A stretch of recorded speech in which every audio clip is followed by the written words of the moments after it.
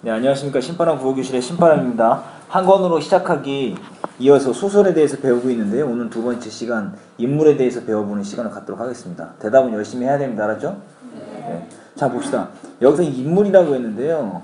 소설에서의 3요소가 주제, 구성, 문체다라는 것 여러분들 배웠던 기억이 날 겁니다. 그죠? 주제, 구성, 문체.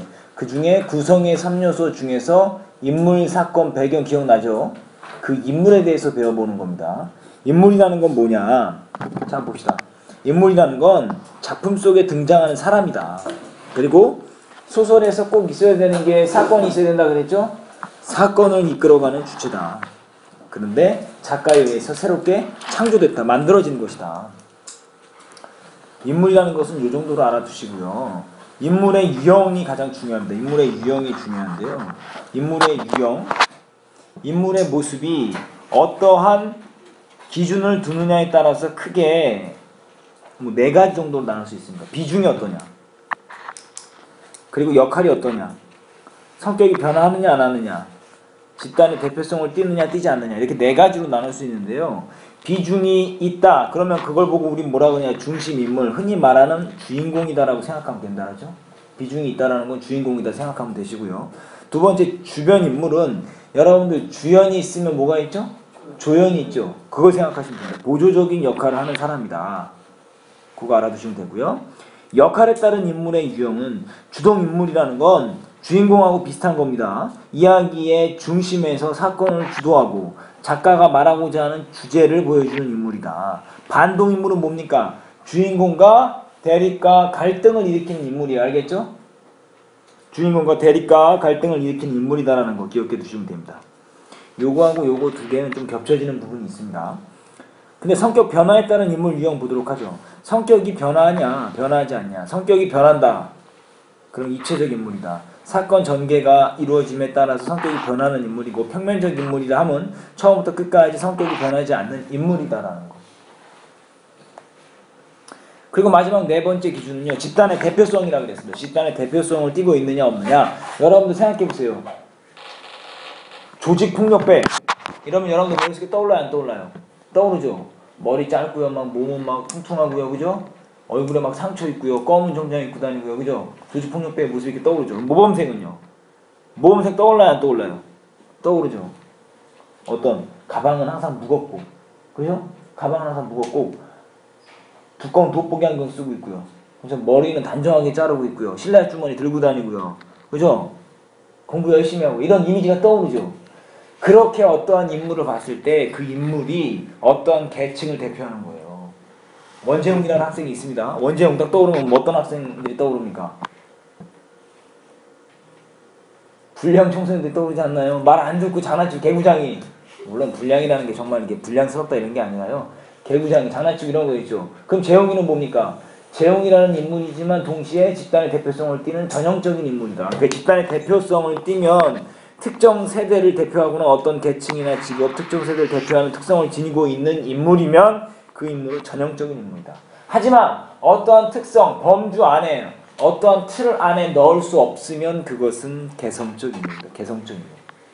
개성적 인물. 노홍철 같은 사람 생각하면 돼요. 알았죠? 그 어떤 특성에 집어넣을 수 있어요 없어요? 없잖아요. 특별하잖아요. 특이하잖아요. 그죠?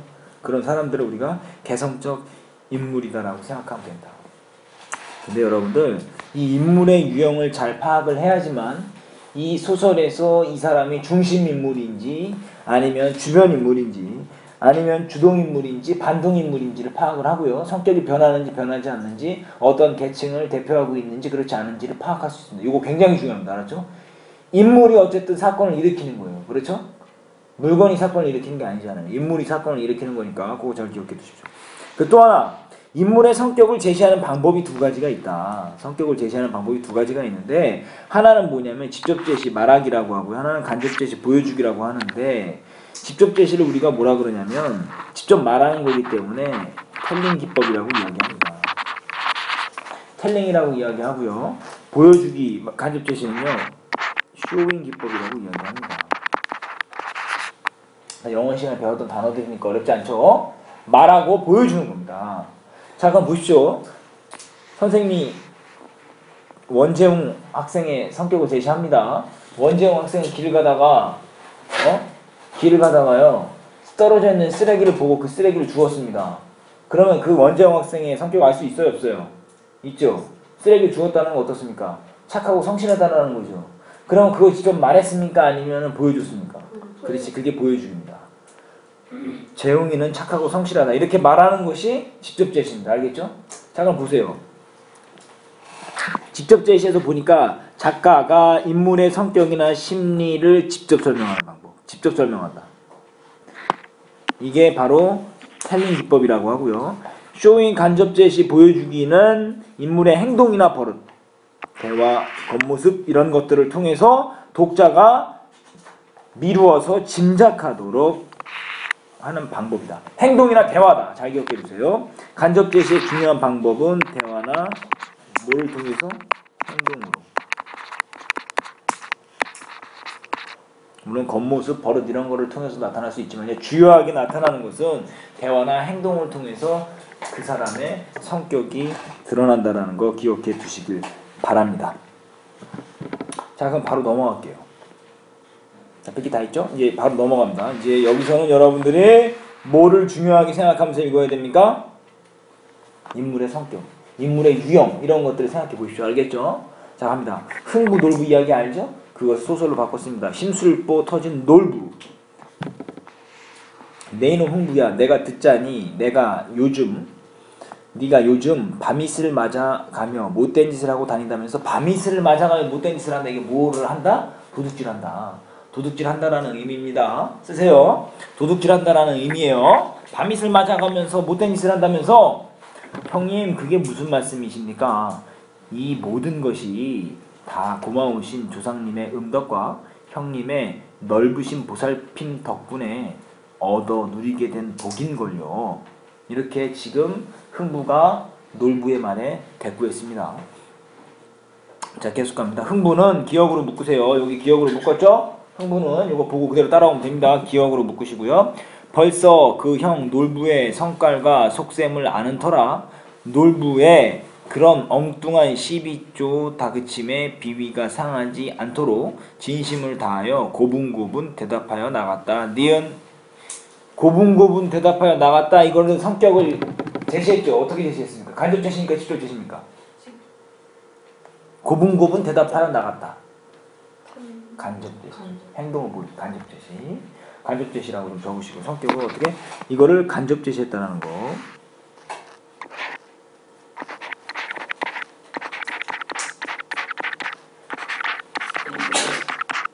간접 제시했다라는 거. 그러니까 놀부는 그럴수록 더 기고만장하여 억지를 부렸다. 더 기고만장해서 억지를 부렸다. 억지를 부렸다라고 말하는 걸 보니까 지금 놀부의 성격은 플러스입니까? 마이너스입니까? 마이너스죠. 자 그럼 선생님이 질문합니다.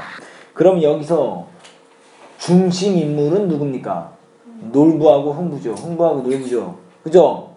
그럼 주동 인물은 누굽니까? 흥부. 반동 인물은 누굽니까? 놀부. 왜? 흥부가 지금 있는데 놀부가 와서 지금 괴롭히는 거잖아요. 그렇죠? 반동 인물이죠. 그죠? 흥부, 놀부 이야기는 다 아니까 그럼 선생님이 질문하겠습니다. 그러면 흥부는 평면적 인물입니까? 아니면 입체적 인물입니까? 그렇죠. 놀부는요? 그렇죠. 나중에는 성격이 변하죠? 자, 좋아요. 잘 따라오고 있습니다. 그래, 그것은 그럴 것이다. 그런데 너 혼자서 이렇게 부자가 되어 사면서 어째 이 형님 한번 찾아올 생각을 안 했단 말이냐? 그렇지 않아도 형님 좋아하실 것으로 쓸만한 선물을 장만하여 형님께 한번 인사를 드리러 갈 작정이었습니다. 하오나 다시는 눈앞에 나타나지 말라시는 전날의 말씀이 계신 터라. 요 부분 미줄 치시고 쓰세요. 흥부가 놀부를 찾아가지 못한 이유죠. 흥부가 놀부를 찾아가지 못한 이유는 다시는 찾아오지 말아라 이렇게 이야기하셨기 때문에 찾아가지 못했다. 흥부가 놀부를 찾아가지 못한 이유. 다 쓰셨죠? 갑니다. 쉽게 길을 나서지 못하고 있던 참에 형님께서 먼저 발걸음을 해오시니 송구하기만 합니다. 저런 칠칠치 못한 놈 같으니라고. 그래 누가 이렇게 부자가 되어서 찾아오지 말라더냐? 야 이렇게 보세요. 쫓아낼 때는 언제고? 쫓아낼 때는 언제고? 이렇게 말하는 이렇게 말하는 놀부의 모습을 통해서 놀부의 성격을 알 수 있습니다. 놀부의 성격은 어떻습니까? 놀부의 성격은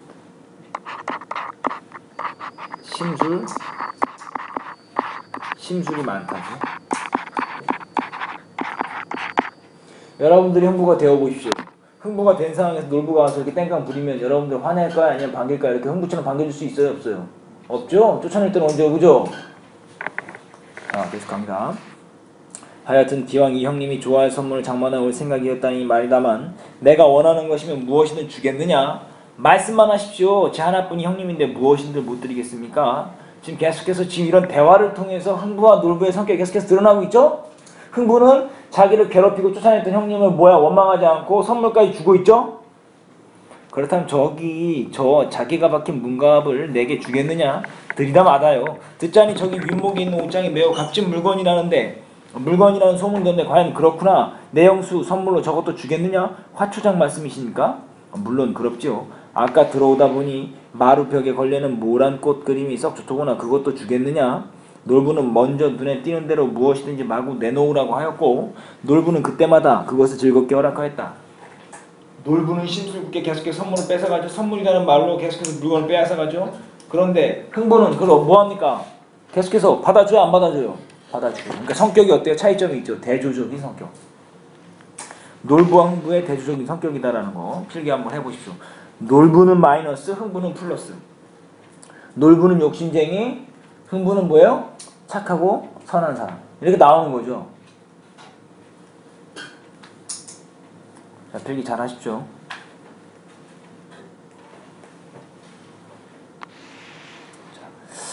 자, 그 상자에 쏟아져 나왔다는 가지가지 비단도 그럽지요. 쌀도 백가만 있점 물론 그럽지요. 돈도 금은보화도 그럽지요. 지금 계속해서 이렇게 이야기하면서 놀부는 어떻다? 놀부는 욕심이 많다. 하지만 흥부는 욕심이 있어요, 없어요? 욕심이 없죠. 그렇기 때문에 놀부와 흥부가 어떻다라는 거죠? 성격이 대조적이다. 성격이 대조적이다라는 거 잘 알 수 있습니다. 자, 한번 요거 정리해 봅시다. 여기 한번 보세요. 오른쪽 꼭대기 갑니다. 지문 꼼꼼히 알기 소설이고요. 자, 공간적 배경은 어느 마을 흥분의 집이고요. 시간적 배경은 옛날이죠. 그리고 시점은 전지적 작가 시점에 대해서는 이따가 다시 배울 테니까요. 그때 이야기하도록 하고요. 다음 시간에 배우도록 하고요. 주제는 뭡니까? 형제간의 우애의 중요성, 그리고 과도한 욕심을 부리지 말아야 한다. 뭐 이런 거죠. 놀부의 성격. 흥부가 부자가 된 것을 시기하고 질투하고 부자가 된 흥부에게 찾아와서 눈에 띄는 물건을 닥치는 대로 내놓으라고 하고요. 그런 걸 통해서 놀부의 성격 및 태도는 욕심이 많은 건 심술궂고 형제간의 정이 없다. 하지만 흥부가 보여주는 말과 행동은 어떻습니까? 자, 놀부의 엉뚱한 시비에도 불구하고 형의 비위가 상하지 않도록 고분고분 대답하고요. 놀부가 원하는 것은 아낌없이 내어준다. 그런 걸 통해서 알 수 있는 흥부의 성격은 착하고 욕심이 없고요. 형제간의 정을 소중히 여긴다. 이렇게 알 수 있습니다. 자, 그럼 다음 소설로 넘어갑니다. 소나기입니다. 소나기.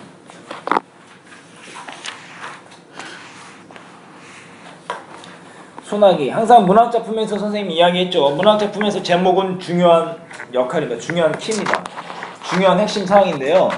이 소나기라는 제목을 잘 파악을 해야지 여러분들이 이 소설을 잘 이해할 수 있습니다. 잘 한번 보세요. 소녀는 개울가에서 소녀를 보자 곧 윤 출신의 증손녀라는 걸 알 수 있었다. 소녀는 개울에다 손을 잠그고 물장난을 하고 있는 것이다. 증손녀라는 게 뭔지 알아요? 증손녀 뭔지 알아요? 몰라요? 모르죠? 증조 할아버지 이런 거 들어봤어요? 자, 그럼 증손녀 한번 들어갑니다. 자,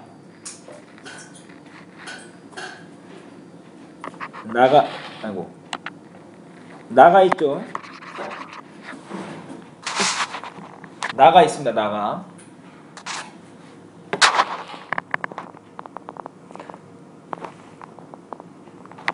자, 안 나오면 얘기하십시오. 나가 있어요. 나 위에 누가 있습니까? 나 위에 누가 있죠? 아버지가 있죠? 아버지 위에 누가 있죠? 할아버지 있죠?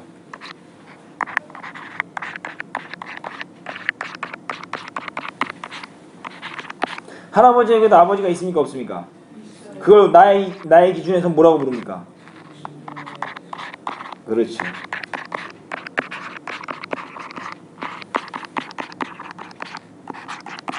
그럼 증조할아버지 입장에서 나를 부를 때 증손자, 증손녀 이렇게 부르는 겁니다. 이해됐어요? 윤초 씨를 기준으로 윤초 씨의 증손녀라고 했으니까 윤초 씨의 뭡니까? 윤초 씨가 여기죠. 윤초 씨. 윤초 씨의 증손녀니까 윤초 씨 입장에서는 아버지가 뭐가 돼? 손자가 되죠. 그죠? 윤초 씨 입장에서는 아버지가 손자가 되잖아요. 손자의 자녀. 손자의 자녀를 뭐라 그래요? 증손자, 뭐 증손자, 증손녀 이렇게 이야기합니다. 이해됐어요? 자, 계속해서 갑니다. 자, 소녀는 개울가에서 소녀를 보자 곧 윤초씨의 증손녀라는 걸 알 수 있었다. 소녀는 개울에다 물을 잠그고 물장난을 하고 있는 것이다. 서울서는 이런 개울물을 보지 못하기라는 듯이. 그러니까 소녀가 어디서 왔다? 서울서 왔다라는 것을 알려주는 겁니다. 알았죠? 소녀가 서울서 왔다는 것을 알려주는 대목입니다. 되게 잘하십시오. 벌써 며칠째 소녀는 학교에서 돌아오는 길에 물장난이었다. 그런데 어제까지는 개울 기슭에서 하더니 무슨 말인지 알아요? 개울 기슭이라 하면 개울이 이렇게 흘러갑니다. 그렇죠? 여기 지금 징검다리가 있는 거예요. 이해됐어요? 그럼 개울 기슭에서 한다는 소리는 여기서 한다는 소리예요. 무슨 말인지 알겠습니까? 개울 기슭에서 하더니만 오늘은 어디서 한다고요? 징검다리 한가운데서 하고 있다. 왜 징검다리 한가운데서 하고 있어요? 왜 선생님 적극적이라고 써놨는지 압니까? 소년에게 뭐 하는 거예요? 적극적으로 뭐 하는 거예요? 친해지고 싶다는 걸 지금 행동으로 옮긴 거예요. 이해됐어요? 가운데 앉아있으면 소년이 지나갈 수 있어요? 없어요? 없잖아요. 그러면 소년은 뭐라고 이야기해야 되겠죠? 그죠? 저리 비키라 안 보이려든가 알았죠? 발로 뻥 차든가 그래야 될 거 아니에요. 그렇잖아요. 가운데 앉아있으면 어떻게 그냥 밟고 지나갈 수가 없잖아요. 적극적인 거예요. 소녀의 성격은 적극적이다 나왔죠? 그런데 소년이 어떻게 행동합니까? 소년은 개울뚝에 앉아버렸다. 소녀가 비키기를 기다리지 않은 것이다. 이건 뭐예요? 무슨 성격? 소극적인 성격. 여러분들이랑 어떻게 하겠습니까? 그냥 앉아서 기다리겠습니까? 앉아서 기다릴 거예요? 말하겠죠? 그러니까 소년의 성격은 소극적이다. 요행, 다행히 지나가는 사람이 있어서 소녀가 길을 비켜주었다. 다음 날은 좀 늦게 개울가로 나왔다. 왜 늦게 개울가로 나온 거죠? 소녀가 마주치지 않으려고 소극적인 성격 계속해서 나오는 거예요. 그죠? 이날은 소녀가 징검다리 한가운데 앉아 세수를 하고 있었다. 소녀 또 적극적이 아주 뭐가 대시하는 거예요. 이렇게 소년한테 좀 친하게 지내자고. 분홍 기억으로 묶어보세요. 분홍 스웨터 소매를 걷어 올린 팔과 분홍 스웨터 기억으로 묶으시고요. 분홍 스웨터를 소매를 걷어 올린 팔과 목덜미가 마냥 휘었다. 니온으로 묶었어요.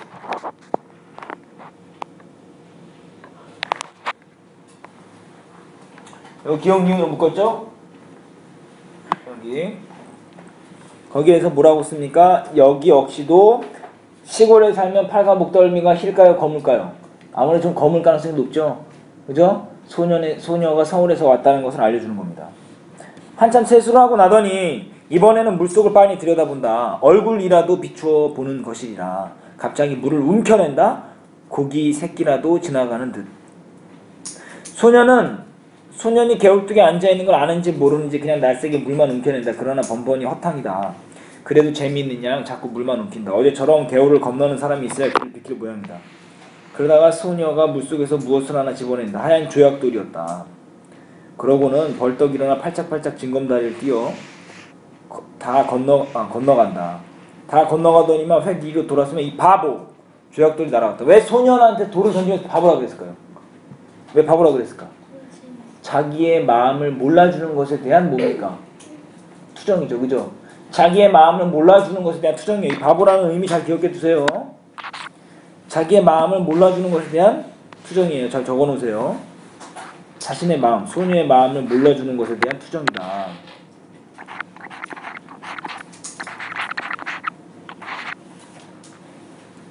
자, 조약돌이 날아왔다. 이건 뭡니까?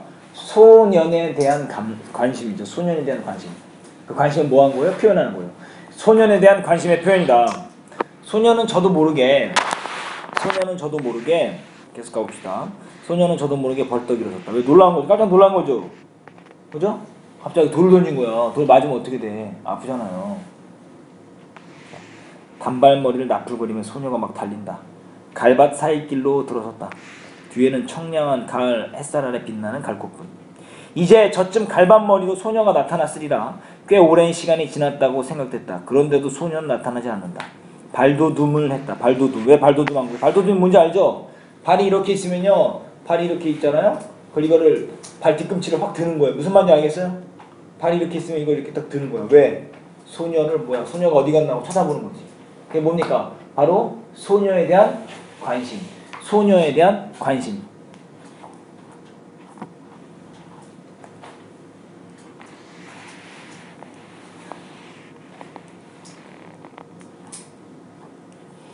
그러고도 상당한 시간이 지났다고 생각됐다. 저쪽 갈밭머리에서 갈꽃이 한 움큼 움직였다. 소녀가 갈꽃을 안고 있었다.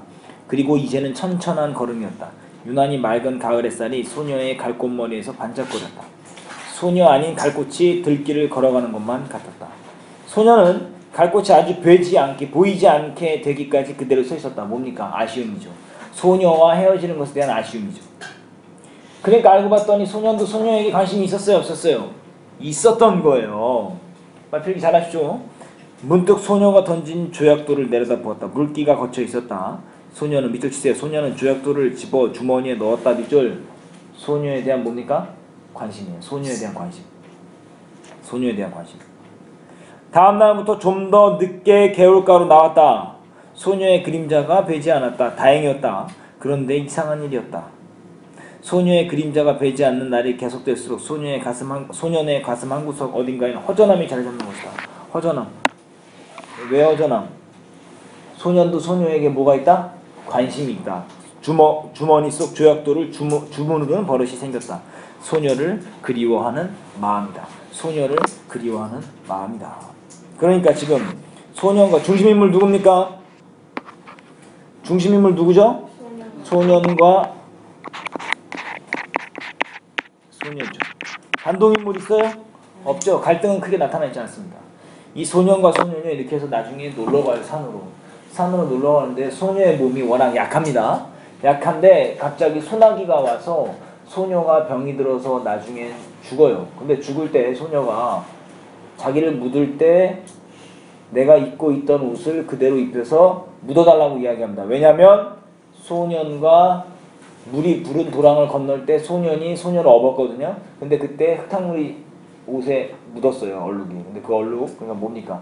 소년과의 추억을 영원히 간직하고 싶다라는 의미로 그렇게 이야기하면서 소설은 끝납니다. 근데 소나기라는 제목이 뭐냐? 소나기라는 제목의 의미는 뭐냐? 이처럼 소나기의 특징이 뭐죠? 짧은 시간 동안 많은 양의 비가 퍼붓고 쏟아지고 끝나죠. 마찬가지로 소년과 소녀의 짧지만 강렬한 사랑이에요. 알았죠? 짧지만 강렬한 사랑이라는 의미입니다. 제목의 의미 잘 기억해 두세요. 제목의 의미 잘 적어볼까요? 소년과 소녀의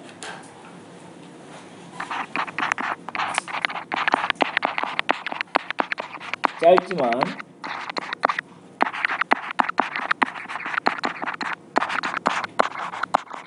순수한 사랑입니다. 이게 바로 제목의 의미고요. 이게 바로 주제입니다. 이게 바로 주제예요. 자, 이제 오늘 배웠던 거 여러분들이 두 편의 소설을 배웠습니다. 그죠? 흥부놀부하고요. 지금 뭐를 배웠죠? 소나기를 배웠습니다. 오늘 배운 거 다시 한번 꼭 복습하시고요. 다음 시간까지 선생님과 필기하고 읽었던 부분 다시 한번 읽어보시기 바랍니다. 알겠죠? 자, 오늘 고생했습니다. 수업 마치도록 하겠습니다. 소년이여 야망을 가져라.